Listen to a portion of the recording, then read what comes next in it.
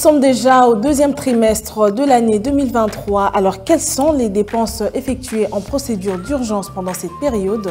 Nous en parlerons dans les chiffres clés qui nous sera présenté par Judith Unamaka dans cette nouvelle édition de Zoom Eco Live. Mesdames, Messieurs, bienvenue à vous tous qui nous suivez de partout. Voilà, nous aurons aussi un dossier sur ce plateau qui reviendra sur la loi des finances 2023. Nous aurons aussi toutes nos rubriques au rendez-vous, mais avant de les exploiter, on va commencer avec les nouvelles en bref. Suivez.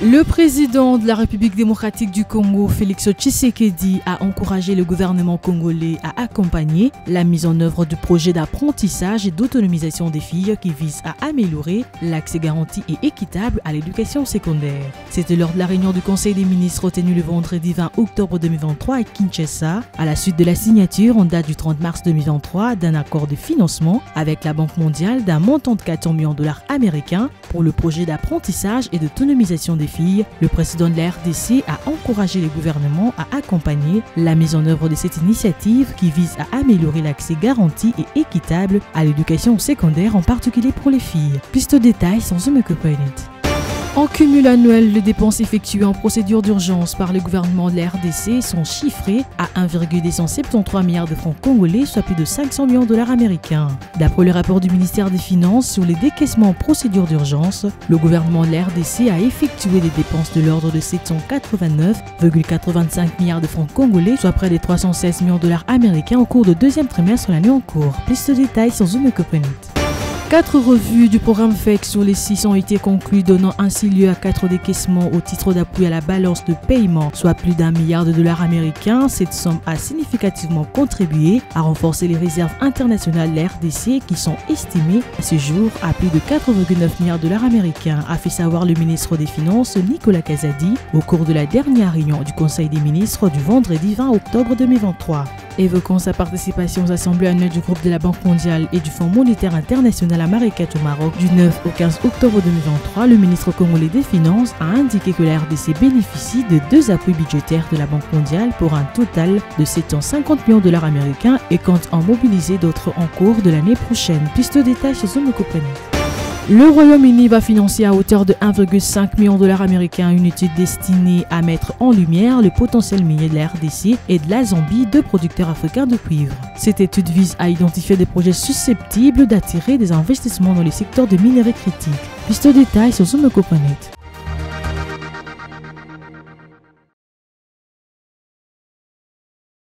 Nous revoilà encore une fois sur ce plateau. C'est un plaisir de savoir que vous êtes toujours connectés à Zoom Eco Live. Nous allons entamer cette fois-ci avec des précisions chiffrées qui nous sont apportées par Judith Unamaka. Aujourd'hui, à part la réactualisation du cours de change, nous aurons aussi droit à avoir des précisions sur les dépenses effectuées en procédure d'urgence au deuxième trimestre de l'année 2023. Et ce sera fait juste après ceci.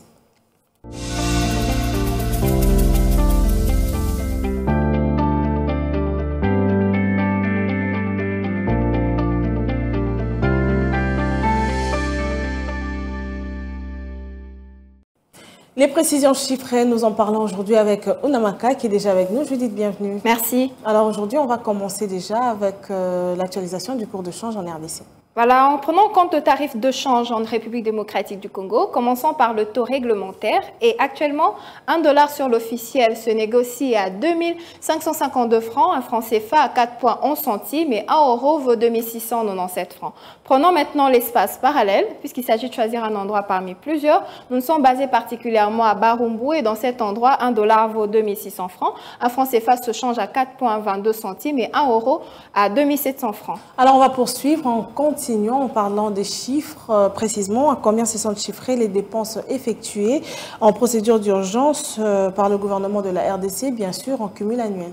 Voilà, en cumul annuel, les dépenses exécutées en procédure d'urgence par le gouvernement congolais se sont chiffrées à hauteur de 1275,3 milliards de francs congolais, soit plus de 500 millions de dollars américains. D'après le rapport du ministère de Finances, les dépenses exécutées en procédure d'urgence se situent à 783,85 milliards de francs congolais contre un montant de 483,5 milliards de francs congolais au premier trimestre de l'année en cours et 1066,36 milliards de francs congolais exécutés durant la période correspondante en 2022. Et le volume des dépenses en procédure d'urgence représente un ratio de 15,2% contre 11,8% et 19,3% réalisés respectivement au premier trimestre de l'année 2023 et au deuxième trimestre de l'année 2023. Et les dépenses exécutées en procédure d'urgence à fin juin 2023 indiquent un ratio de 13,7% contre l'objectif de 10% d'ici fin 2023. Alors on va finir, mais avant on aimerait avoir aussi des détails sur ces différentes rubriques qui ont été directement concernées par les dépenses en procédure d'urgence, toujours pendant cette période. Voilà, ces dépenses en urgence au deuxième trimestre de l'année en cours ont concerné les rubriques telles que les investissements sur ressources propres à 315,3 milliards de francs congolais, soit un ratio de 39,9%, le fonctionnement des institutions, 118,3 milliards de francs congolais, soit 15% du montant total, le fonctionnement des institutions. Le fonctionnement des ministères à 143,4 milliards de francs congolais, soit 18,2%, les dépenses sécuritaires à 57,2 milliards de francs congolais, soit 2,7%.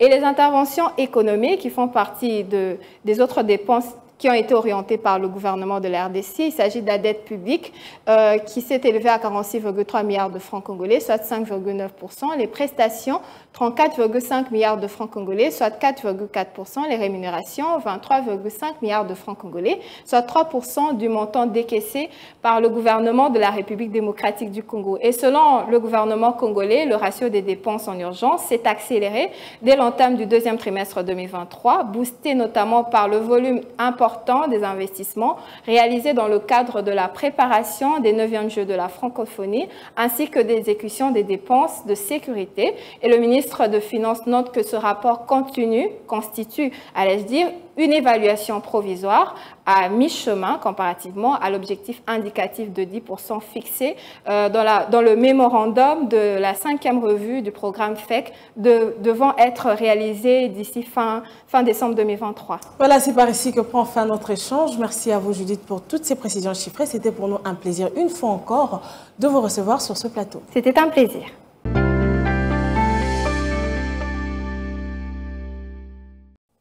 Poursuivons cette fois-ci avec la prochaine rubrique. C'est le dossier qui nous sera présenté par Esther Longolamaï. Suivez.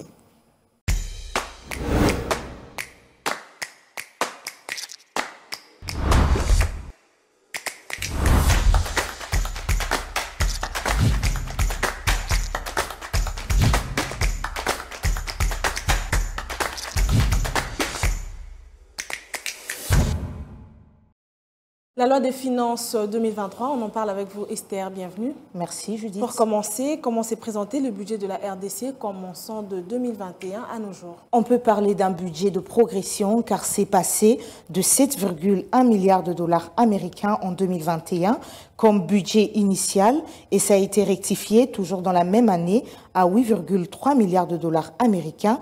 Puis en 2022, ça a été voté pour un montant de 10,7 milliards de dollars américains. Ce schéma se poursuit avec une perspective à fin décembre 2022 de 11,2 milliards de dollars américains. Et enfin, la loi des finances 2023 qui s'est établie à 16,1 milliards de dollars américains. Alors, pour ce faire, on aimerait aussi rappeler les dates importantes du processus budgétaire 2023. Nous avons le 10 février 2022, la signature et la publication du calendrier budgétaire de l'exercice 2023 par son Excellence, Monsieur le ministre d'État, ministre du Budget. Poursuivons avec la date du 11 au 9 avril 2022 avec les travaux d'évaluation des politiques publiques de 2020 à fin mars 2022. Du 7 au 9 juillet 2022, séminaire d'orientation budgétaire de l'exercice 2023. Nous continuons avec le 12 juillet 2022 avec la signature et la publication de la lettre d'orientation budgétaire de l'exercice 2023 par le Premier ministre chef du gouvernement. Le 22 juillet 2022, le lancement officiel des travaux d'élaboration de la loi des finances pour l'exercice 2023. Le 28 au 19 août 2022, avec la conférence budgétaire de l'exercice 2023.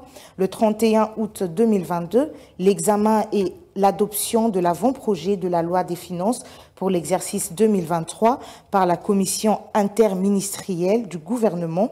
Le 2 septembre 2022, l'adoption du projet des lois des finances pour l'exercice 2023 en Conseil des ministres.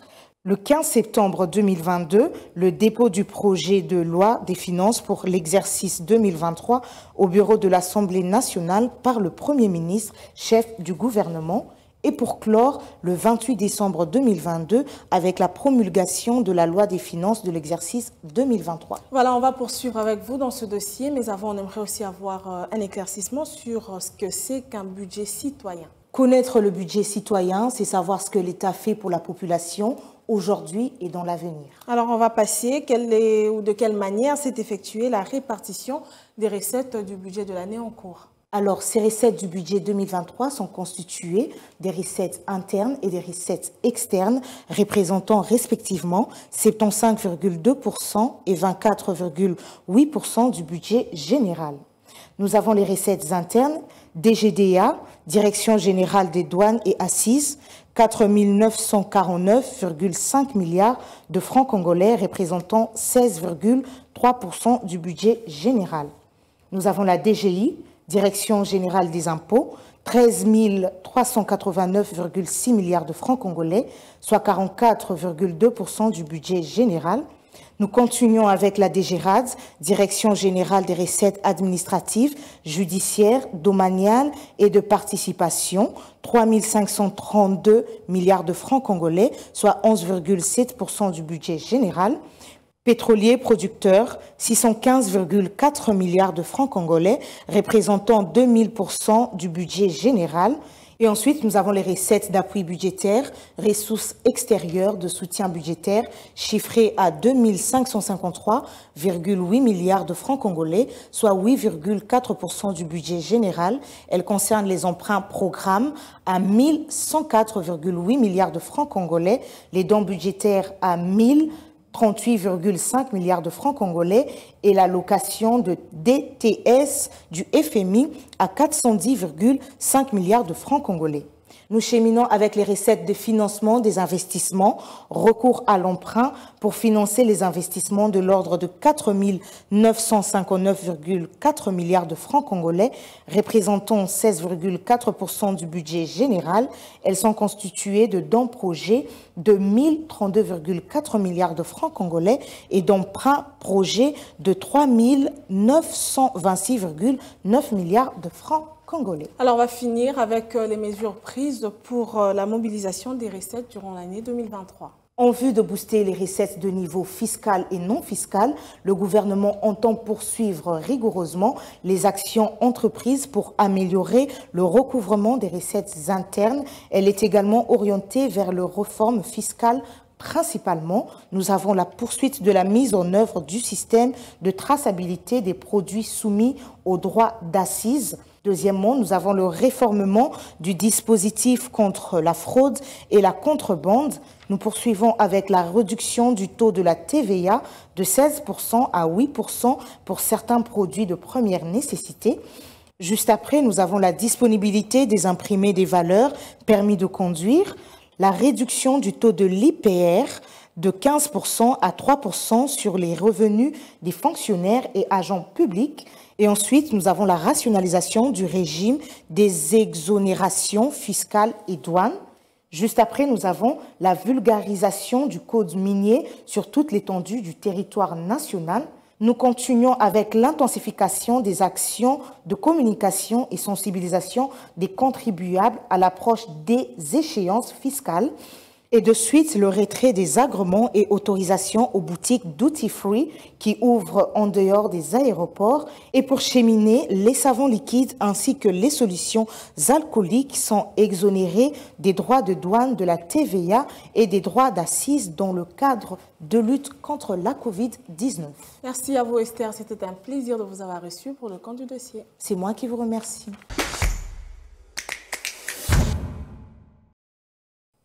Et à présent, on va faire le marché dans la rubrique Zumuenze présentée par Naomi Kandé qui aujourd'hui nous ramènera des précisions sur les prix des charbons de bois vendus à Kinshasa, mais également à Boma, qui est l'une des villes de Congo central. Et c'est tout de suite dans Zumuenze.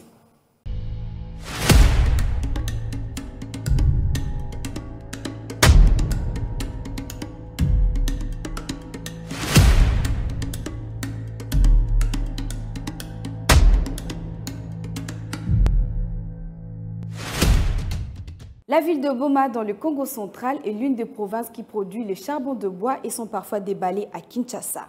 Ce qui nous pousse dans ce numéro de Zumuenze de vous présenter le prix de charbon de bois entre le marché Dumbi dans la ville de Goma et le marché Zigida dans la ville de Kinshasa. Sans plus attendre, allons découvrir le prix de ces charbons de bois dans toutes ses mesures et on se retrouve juste après.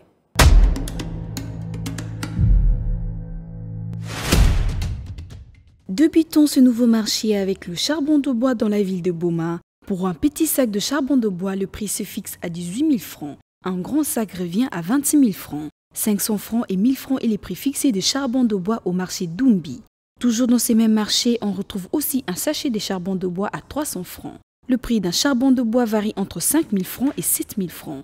Le bassin de charbon de bois au marché Dumbi coûte 8 000 francs. Passons au prix de charbon de bois dans la ville de Kinshasa.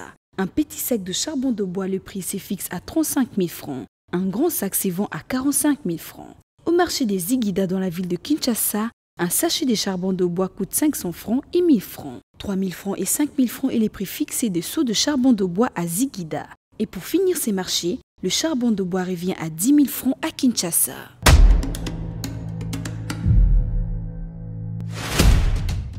Merci de nous avoir suivis sur Zumuenze. Prenons rendez-vous pour un prochain numéro. Au revoir.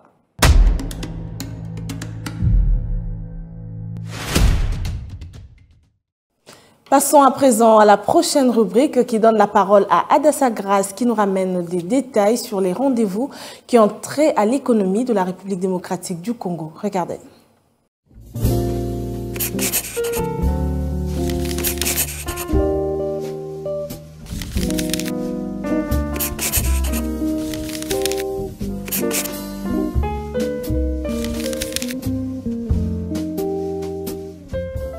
Bienvenue à l'agenda. Voici les entrevues du jour. La Fédération des entreprises du Congo, en partenariat avec Target SRL, prépare un déjeuner d'affaires sur l'audience spécifique de médias au Grand Katanga, le mercredi 25 octobre prochain, de 12h à 14h à Lubumbashi. À présent, Wise Women et Rico Consulting organisent un brunch meeting les samedis 28 octobre 2023 à partir de 11h à Kinshasa et sera axé sur leadership et management au cœur du développement de l'Afrique.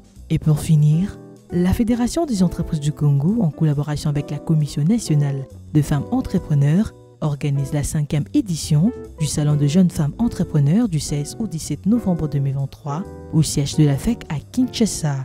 Le thème choisi est « Entrepreneuriat vert, innover, impacter, prospérer ». Merci de nous avoir suivis. Au revoir.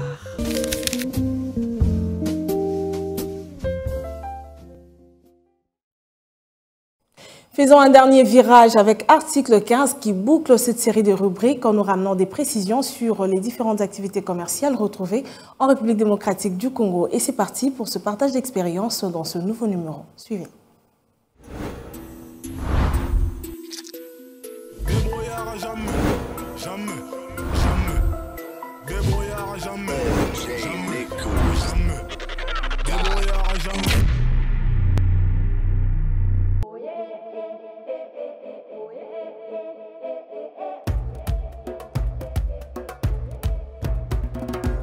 Et bandit côté Congo et sali 1 mois. Bakila nanga ba oba somba ba sepela ba satisfait tellement ba monana yelo ka boete. mais basepeli na ndenge bamoni yango eza propre, makambo nyonso propre, vraiment ndenge bamela yango basepela yango makasi.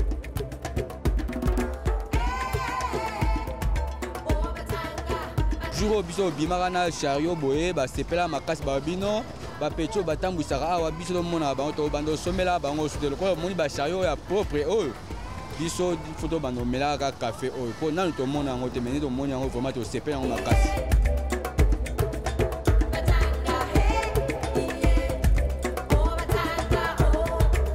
Difficulté na kutana nango ezalaka semaine passée na baramoto awa eza na bagent de l'état moko batelemaka wana bango nde balinga bakanganga chariot batuna mikanda nayesi bango no jusqu'à présent mikanda nano ebimi te sukasuka baliberaki nga babino kende travailler.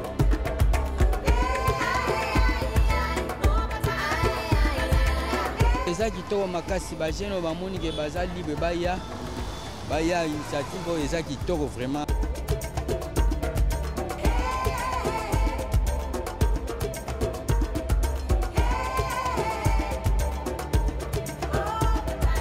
Ba consommateur na nga na pesi bango ka merci mingi ndenge ba féliciter ba mela kitoko ba o ba melite ba ya ba somba ba mela ba kotikala ba fana nango.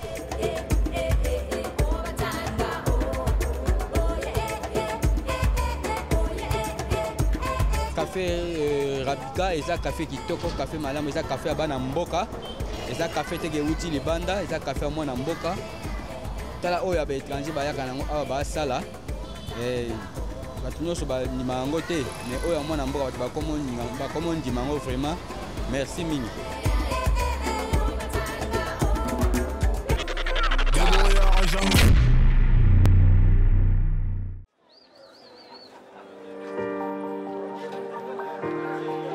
Dans les détails du marché, nous avons appris à vous connaître, à vous comprendre et vous apporter plus de lumière. Désormais, avec vous, c'est parti pour un voyage de rêve vers une destination meilleure. Ensemble, découvrons le civisme fiscal et la bonne gouvernance dans la gestion de la Res Publica grâce au décryptage de l'actualité économique du pays avec des chiffres clés. Avec une équipe de professionnels, découvrez le quotidien des Congolais en exclusivité à travers des dossiers et analyses approfondies. Zoom Eco TV, la référence de l'actualité économique en RDC.